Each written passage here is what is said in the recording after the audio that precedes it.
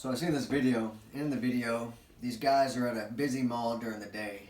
There's two thieves and they're loading up the back of their SUV with stolen goods. Okay, this guy with his concealed handgun license and his gun on him comes up to him, realizing what they're gonna do, and he tries to pull it on them to get them to stop. They see the gun, they hop in the SUV and take off. As they take off, he pulls his gun, shoot twice at the tire, misses both times.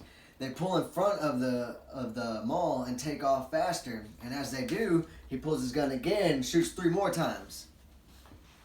He misses again.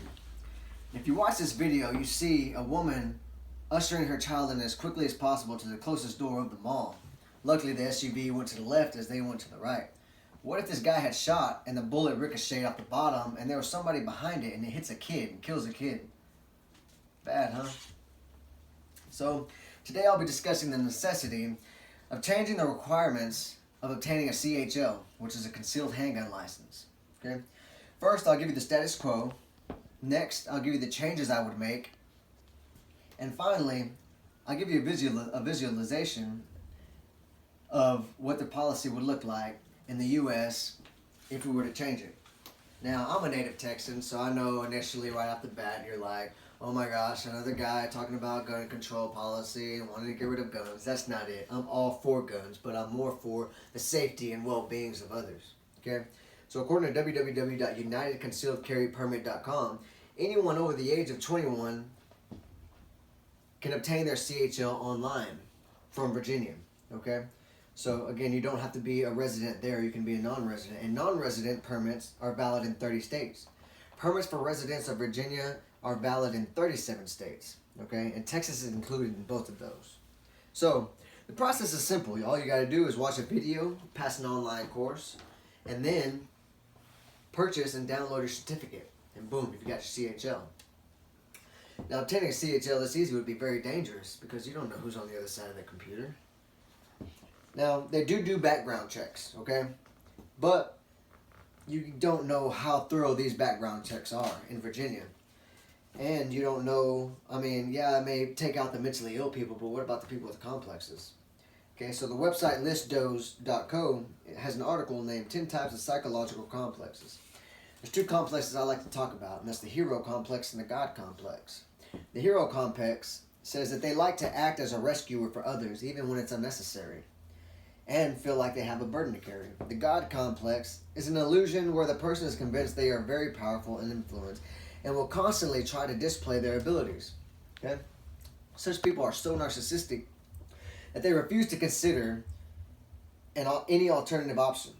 Now, this could be bad news, okay? Because you got 2 people with certain complexes either wanting to show off their abilities or to try to rescue somebody and be the hero.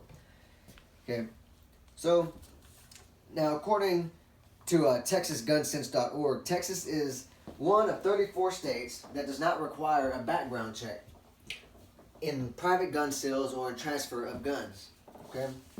Now, Texas also does not require a background check for a buyer who holds a CHL.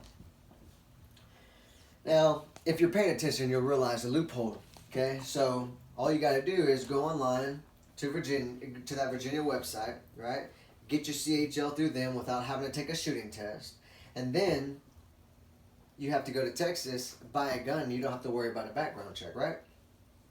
Now, you got people walking around with their CHL and their gun on the side, waiting for their moment to shine or to be a hero. Now, my change in the CHL policy would be to outlaw the ability to obtain your concealed handgun license without a face-to-face class and a shooting requirement.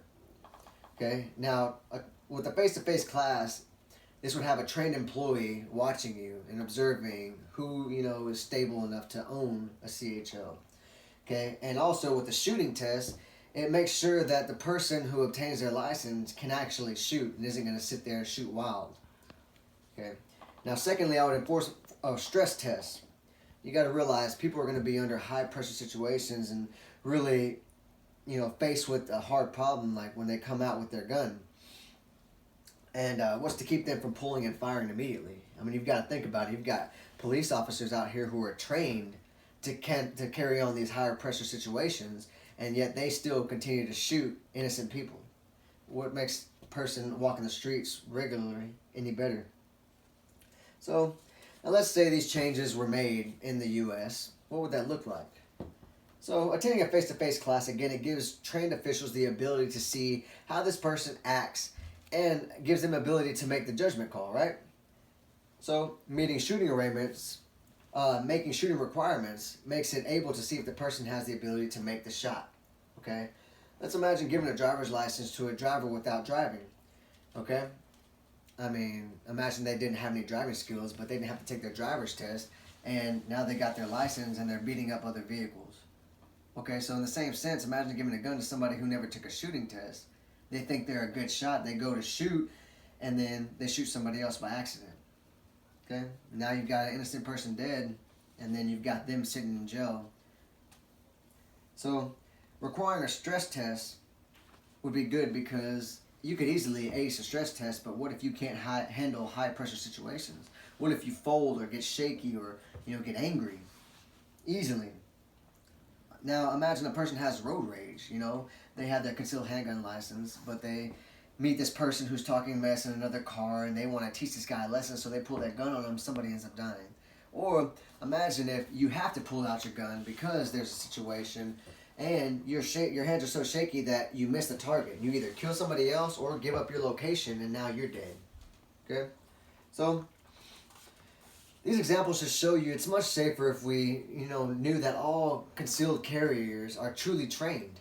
Okay, so families would feel safer because if they're in public and they see a violent person come out, but then see somebody with their concealed handgun pull it, they would feel safer knowing that that person is actually trained and can assess the situation and not do anything drastic. Now, it also lessens the innocent bystander's death or injury, okay? And with that, less people end up going to jail because they shot. So, obviously this world isn't perfect, so every example I gave isn't going to, truly come forth all the time. But as long as we're, cracking down on these laws, that means we're heading in the right direction, making a positive effect. Now, obviously, now that you're familiar with the concealed handgun policy, it's time to take action. According to prosperitynow.org, you can speak to local city or, your mayor, or you can speak to a state or national legislator and have them help you write up a policy so that the government officials are more serious about what you're advocating for. Now, I'm all for owning guns, but you should be able to handle high-pressure situations and be able to hit your mark. And if you agree with me, I say you stand with me, and we make America safe for our families and our friends.